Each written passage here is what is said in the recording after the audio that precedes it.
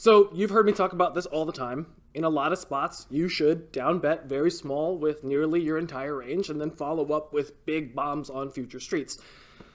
To use a chess metaphor, 2 years ago, this was a top-tier chess opening that players didn't understand, and since they weren't able to strategize against it confidently, they were check-raising too much, check-raising too rarely, and generally getting overrun by the big bombs on the turn of the river.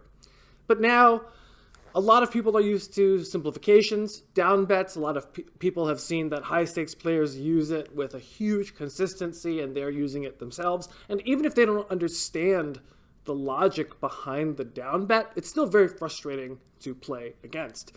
And so as players begin to adapt and they really understand the down betting meta, I wanted to actually shake things up and show you how solvers play on very highly advantageous boards and what you should be looking for in the metagame of poker's future going forward, because over time, the same strategies that you see in solvers are going to trickle down to the general population, and as people get used to the simpler ideas of solvers, they're going to want to try and experiment with some of the more difficult ones.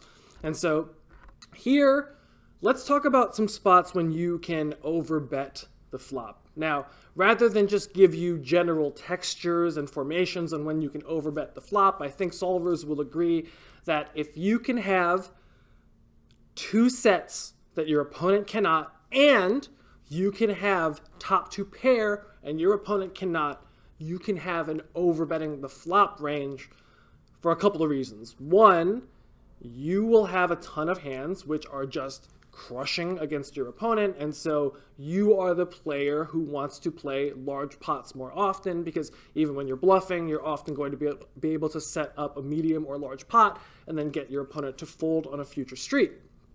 Additionally, if your opponent can never have top two, can rarely have sets, these are going to be spots where you can overbet much more thinly. For example, you can overbet with like top pair third kicker, understanding that your opponent is just almost never ever going to be able to show you a better hand, and that's also going to make life really, really hell for your opponent because they're constantly going to be facing giant bets from you.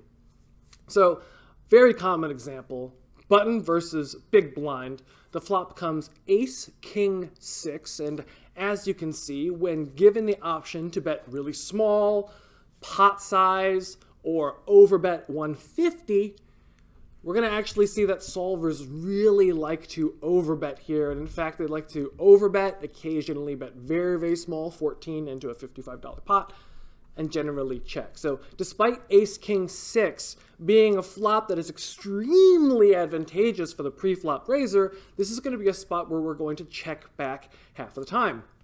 So what are we going to overbet the flop with? Well, as we mentioned, we're going to overbet the flop with a lot of our super nutted hands like ace, king, pocket sixes, ace, 6, but we're also going to go for these thin value bets with a hand like ace queen, ace jack, even ace 10 and ace 9 occasionally are just going to go ahead and overbet the flop. Now a hand like ace queen is going to overbet the flop and then probably pot the turn, but then a hand like ace 8 or ace 9 when it overbets the flop is generally going to pot control on the turn and try to bluff catch or go for thin value on the river. Now, in order to balance out these overbets for value, we're also going to need to have some bluffs. Now, ace, king, 6 rainbow is an extremely dry board, so there aren't too many quote-unquote natural bluffs. So very often here, when you are going to bluff, you're going to want to bluff your gut shots, like queen jack, jack 10 offsuit, etc.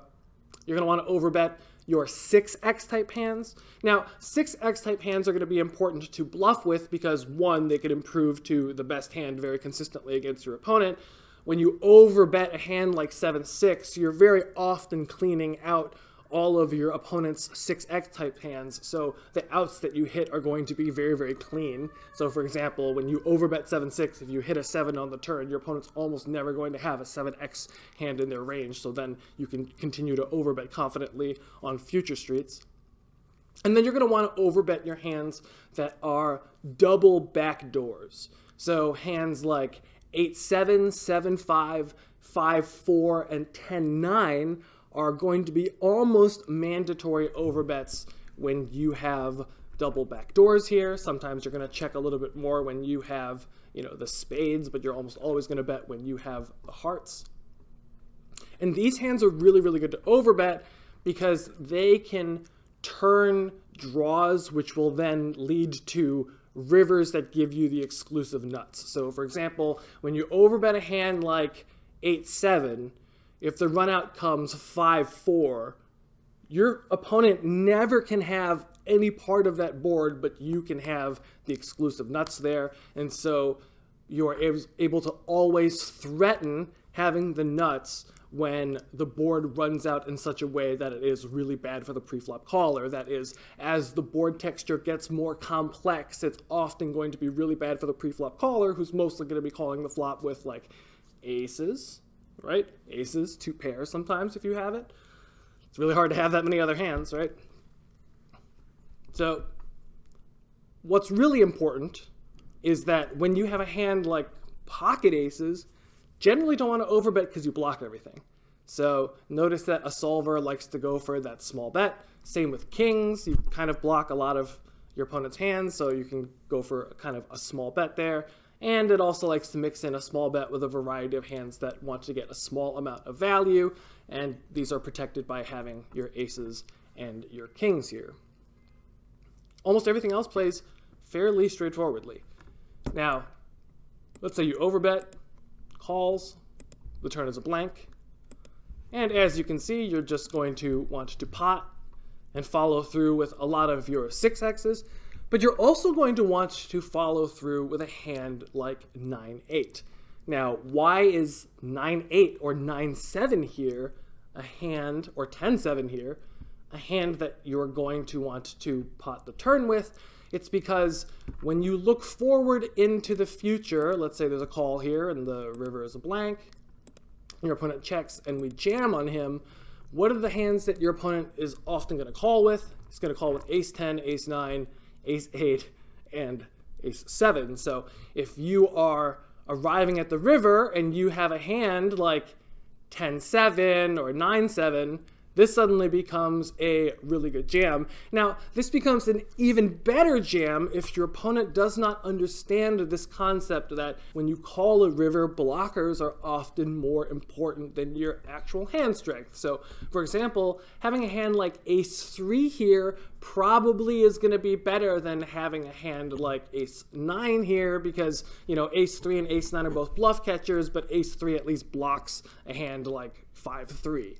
It's important to have these kind of future blockers looking forward into the river. And so sometimes when you're looking at pile solutions and you're like, I have no idea why on this street I should be betting this combination, often try looking forward into a future street and you will see the answer.